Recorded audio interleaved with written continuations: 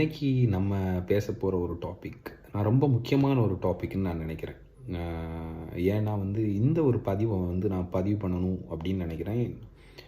நம்ம கொஞ்சம் தெரிஞ்ச ஒரு விஷயம், நம்ம அதோட நம்ம எல்லா நாளும் அதோட யூசேஜை நம்ம யூஸ் பண்ணிகிட்ருக்கோம். அதனால் அதை பற்றி நம்ம உங்கள் கூட ஷேர் பண்ணும்போது உங்களுக்கு அது ஒரு விழிப்புணர்ச்சியாக இருக்கலாம். ஒருவேளை உங்களுக்கு அது ஏதாவது ஒரு விதத்தில் உதவி பண்ணலாம் அப்படின்னு நான் நினைக்கிறேன். அதனால் இந்த ஒரு விஷயத்தை நான் உங்கள் கூட ஷேர் பண்ண விரும்புகிறேன். லாஸ்ட் வெனஸ்டே ஃபேஸ்புக்கோட ஓனர் மார்க் ஜூக்கர்பர்க் ஒரு இன்ஸ்டாகிராமில் ஒரு போஸ்ட் போடுறாரு வித் பிக்சரோட. அவர் ஒரு ஸ்டேக் மீடியம் ரேர் சாப்பிட்ருக்காரு. அதோட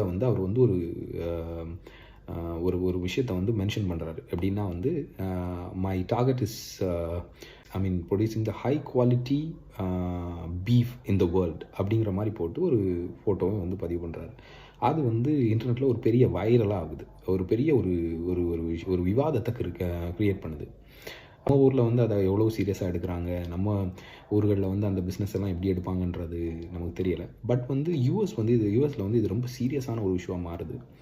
கார்டியனுங்கிற ஒரு நியூஸ் பேப்பர் அதை பற்றி ரொம்ப இதாக எழுதுகிறாங்க. எப்படி எழுதுகிறாங்கன்னா, அவங்க என்ன சொல்கிறாங்க, இது எவ்வளோ பெரிய ஒரு மோசமான ஒரு வேலையாக இருக்குது, நீங்கள் எப்படி நீங்கள் இதை பண்ணலாம் அப்படிங்கிற மாதிரி சொல்கிறாங்க.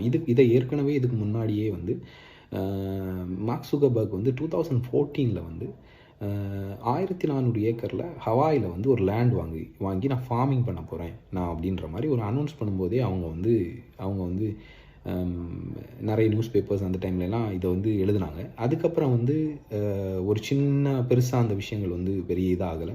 அதுக்கப்புறம் அது கொஞ்சம் கொஞ்சமாக டெவலப் ஆக ஆரம்பித்து அதுக்கப்புறம் அதை பற்றி எப்படி எழுதியிருந்தாங்கன்னா, ஏதோ சீக்ரெட் இருக்குது, மார்க் ஜூக்கர்பர்க் ஒரு சீக்ரெட் ஏதோ பண்ணுறாரு, பங்கர் ஏதோ ஒன்று கட்டுறாரு அப்படின்ற மாதிரிலாம் சொன்னாங்க. அவங்க எதுவுமே ரிவீல் பண்ண முடியல. ஏன்னா அவ்வளோ ப்ரொடெக்ஷனில் அவ்வளோ செக்யூரிட்டிஸோட அந்த ஹவாயின் ஐலாண்டில் கவாய்ங்கிற ஒரு இடத்துல அவங்க $270 மில்லியன் ஸ்பெண்ட் பண்ணி ஒரு ஃபார்ம் பண்ணுறாங்க. ஃபார்மிங்கிறது எவ்வளோ ஒரு முக்கியமான விஷயங்கிறது இந்தியன்ஸ் நமக்கு சொல்லித்தர வேண்டிய அவசியம் இல்லை. But at the same time யூஎஸில் ஹவாயின்கிற ஒரு தீவில் ஒரு பெரிய உலகத்தோட முதல் 10 பணக்காரங்களில் இருக்கக்கூடிய ஒருத்தர் இதை பண்ணணும் அப்படின்னு நினைக்கிறதே ஒரு பெரிய விஷயம். அவர் ஏன் பண்ணுறாரு அப்படிங்கிறத அவங்களால கண்டுபிடிக்க முடியல. அது இப்போ தான் ரிவீல் ஆகிருக்கு. எப்படின்னா, அவரோட target at the same time farming சொன்னால் கூட end of the day final விஷயம் என்னன்னு அவர் பிஸ்னஸ் தான். He is a businessman. அவர் பிஸ்னஸ் தான் பண்ண போகிறார். அவர் இந்த இடம் எடுத்திருந்த அந்த விஷயந்தான் குளோபல் ஹீட்டிங்க்கு ரொம்ப ஒரு காரணமாலாம் இருக்கலாம்னு சொல்லி சமூக ஆர்வலர்கள் ரொம்ப வருத்தப்படுறாங்க. இதை பற்றியெல்லாம் நம்ம தெளிவான ஒரு விஷயம் புரிஞ்சுக்கணுன்னா, அவர் பண்ணக்கூடிய அந்த விஷயம் என்ன அப்படிங்கிறத பற்றி தெளிவாக தெரிஞ்சுக்கணும். சரி, அவர் என்ன பிஸ்னஸ் பண்ண போகிறாரு? அவர் ஸ்டேக்ஸ்னால் என்னென்னா, கவ்வை கட் பண்ணி செல் பண்ண போகிறார். டிஃப்ரெண்ட் கட்ஸ் ஆஃப் பார்ட்ஸாக அதை கட் பண்ணி செல் பண்ண போகிறார். அப்படின்னா அவர் என்ன அது எப்படி அவர் அவ்வளோ சாலிடாக சொல்கிறாரு, த ஹையஸ்ட் பியூர் குவாலிஃபைடு பீஃப்ஸை நான் சர்வ் பண்ண போகிறேன், நான் ப்ரொடியூஸ் பண்ண போகிறேன்னு சொல்கிறாருன்னா, இந்த உலகத்திலே த மோஸ்ட் எக்ஸ்பென்சிவ் ஸ்டேக்ஸ் எதுன்னு நீங்கள் கேட்டிங்கன்னா, ஜப்பானில் இருக்கக்கூடிய வக்யூன்னு தான் சொல்லுவாங்க. ஏன் அது மோஸ்ட் எக்ஸ்பென்சிவ் ஸ்டேக்குன்னு சொன்னாங்கன்னா, அதை அவங்க வளர்க்கக்கூடிய முறை அது ரொம்ப ரொம்ப சாலிடான ஒரு விஷயமா இருக்கும். எப்படின்னா, அவங்க யூரோப்பியன் ப்ரீட் கூட ஜாப்பனீஸ் ப்ரீட் கவுஸை இணைச்சி அந்த கவை அவங்க வளர்த்து அதை எப்படி வளர்த்துவாங்கன்னா, அவங்களோட வக்யூ அவங்களுக்குன்னு ஒரு கேசில் இருக்குது. அந்த கேசிலில் அந்த கவ்வை அடைச்சிட்டு அதை நடக்கக்கூட விடாமல் அதுக்கு மசாஜ் எல்லாம் பண்ணி அதை ரொம்ப பத்திரமாக பார்த்துக்கிட்டு அதுக்கு பியர் கொடுத்து அதுக்கு நிறைய நட்ஸு அந்த மாதிரிப்பட்ட ஃபுட்டெல்லாம் கொடுத்து அந்த கவ்வை வளர்த்து ஒரு கட்டத்துக்கு மேலே அந்த கவ் நீங்களே சில வீடியோஸ்லாம் பார்த்துருப்பீங்க. நிறைய கவ் அங்கேயும் இங்கேயுமா நிறைய பெரிய பெரிய மசில்ஸ் எல்லாம் இருக்க மாதிரி இருக்கும். அந்த மாதிரி அவங்க அந்த கவ்வை அப்படி வளர்த்து நகரக்கூட விடாமல் அதை கொஞ்சம் கொஞ்சமாக பெருசாக அளவுக்கு மீறி வளர்த்து அதை கட் பண்ணி செல் பண்ணுவாங்க. ஏன் அப்படி பண்ணுறாங்கன்னா, ஒரே ரீசன், மாப்ளிங்னா இந்த ஃபேட் சதைக்கு நடுவில் ஃபேட் நிறைய இருக்கிறது உங்களுக்கு எப்படின்னா அந்த மீட்டோட டெண்டர்னஸை அதிகமாக கூட்டும். அதுக்கு உலக அளவில் பெரிய மார்க்கெட் இருக்குது. சொன்னால் நம்ப மாட்டீங்க, 2021 வாக்யூ மீட் $21 மில்லியன் செல் ஆயிருக்கு. அது வந்து 2022 வந்து 22 டெவலப் ஆகிருக்கு. 2029 $34 million வந்து டெவலப் ஆகும்னு சொல்கிறாங்க. அப்போவுமே நீங்கள் அதை புரிஞ்சுக்கலாம் அது எவ்வளோ ஒரு பெரிய மார்க்கெட்டாக இருக்குன்னு. அப்போ இவர் என்ன சொல்கிறாரு, வெறும் வகி மட்டும் இல்லாமல் ஸ்காட்லாண்ட் ப்ரீடு ஆங்கஸ்னால் வந்து அது வந்து வகிக்கு அப்புறம் 2வது இடத்துல இருக்கக்கூடிய ஒரு ஸ்டேக் வாக, அதையும் சேர்த்து நான் ப்ரொடியூஸ் பண்ணுவேன் அப்படின்னு சொல்கிறாரு. அவர் $100 million அந்த ஹவாயில் இருக்கக்கூடிய 1400 ஏக்கரில் அந்த மாடுகளுக்கு கொடுக்கக்கூடிய தீவனமான மக்கடாமியா நட்ஸும் பியரும் மட்டுமே ப்ரொடியூஸ் பண்ணக்கூடிய பங்கஸ் ரெடி பண்ணியிருக்காரு. அதுதான் அவர் வந்து 2014 அப்புறம் பண்ணது. அதுக்கப்புறம் அவர் என்ன பண்ணியிருக்காரு, மீதி வந்து $170 million வந்து இந்த கவோட கேசல்ஸ் ரெடி பண்ணுறது, அதுக்கு செக்யூரிட்டிஸ், அதுக்கான ஃபார்மிங்ஸ், அந்த மாதிரி எல்லாமே ரெடி பண்ணியிருக்காரு. ஸோ எல்லாருமே அவர் பண்ணட்டும், அது வந்து அவரோட பிஸ்னஸ், அவர் பிஸ்னஸ் மேன், அவர் எப்படி வேணாலும் பண்ணிட்டு போட்டோம். அதை வந்து சமூக ஆர்வலர்கள் ஏன் அதை வந்து ரொம்ப தீவிரமாக எதுக்குறாங்க அப்படின்னு சொன்னால், ஒரு வகையில் நீங்கள் வந்து அந்த கவ் வந்து கொடுமைப்படுத்தப்படுது. அது வந்து எல்லா கவையும் வந்து நம்ம வந்து கடைசியில் வந்து இந்த ஸ்காட்லாண்ட் ப்ரீடில் இருக்கக்கூடிய ஆங்கஸ் அவ்வளோ தூரத்துக்கு மோசமாக இது பண்ணாமல் அவங்கள வந்து கிராஸ் ஃபீடாக அதை ரெடி பண்ணி செல் பண்ணால் கூட, இந்த வகி வந்து ரொம்ப 4 கால்களையும் கட்டி போட்டு அதுக்கு பியர் கொடுத்து மேக்கடமியா நட்ஸ் வந்து அளவுக்கு மீறி கொடுத்து தேவையில்லாத கொழுப்புகளை உடம்புகளில் வளர வச்சு அதை வந்து ரெடி பண்ணுறாங்க. அதை வந்து கடைசியில் கட் பண்ணி செல் பண்ணுறாங்க. அது ஒரு விதத்தில் வந்து மிருகவதையாக இருந்தால் கூட ஜாப்பனீஸ் கவர்மெண்ட் வந்து ஒரு சர்டன் காலத்துக்கு அப்புறம் அதை வந்து தடை பண்ணாங்க.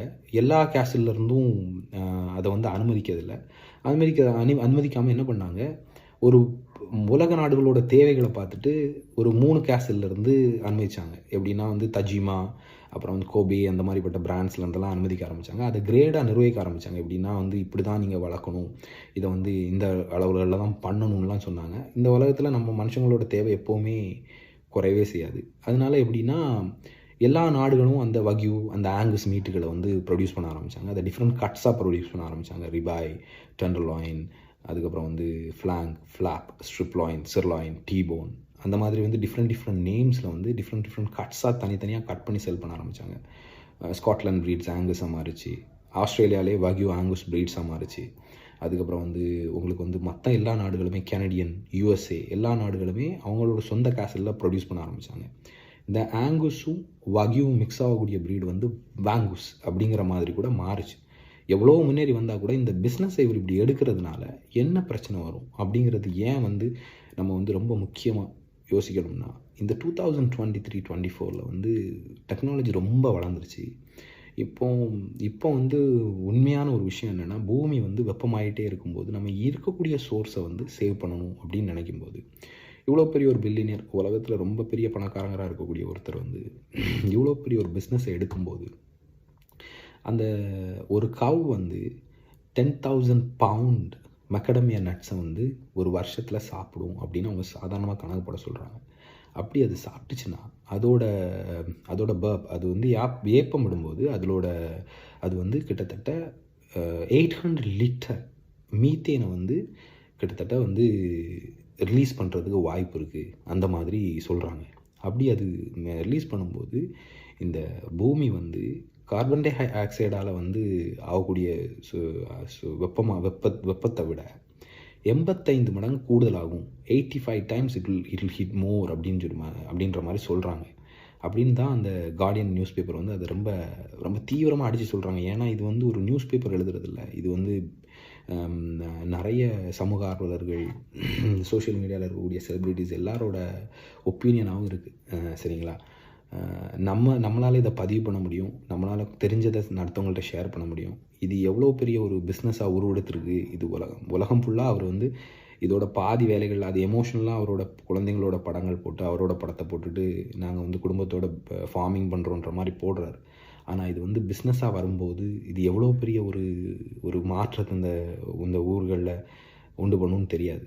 இப்போது ஃபேஸ்புக் எவ்வளோ சீக்கிரம் நம்மளோட வீடுகள்லையும் கைகள்லையும் வந்து அடைஞ்சது மாதிரி, நாளைக்கு வந்து இதே ப்ராடக்ட் கூட நம்ம வந்து வாங்க தயங்க மாட்டோம், ஈவன் இன்க்ளூடிங் மீ, யாருனாலும். பட் என்ன சொல்கிறோம்னா, இது தெரிஞ்சுக்கிறதுனால ஏதோ இந்த அவேர்னஸ் இருக்கிறதுனால ஏதோ ஒரு விதத்தில் நம்ம வந்து ஒரு இந்த சொசைட்டிக்கோ இந்த வேர்ல்டுக்கோ ஏதாவது ஒரு சின்ன உதவி பண்ணிடலான்னா அது ஏன் கூடாதோ அப்படின்ற ஒரே ஒரு மென்டாலிட்டியில் தான் இந்த பதிவு. உங்களுக்கு பிடிச்சிருந்தனா ஓகே கமெண்ட் பண்ணுங்கள், பிடிக்கலைனாலும்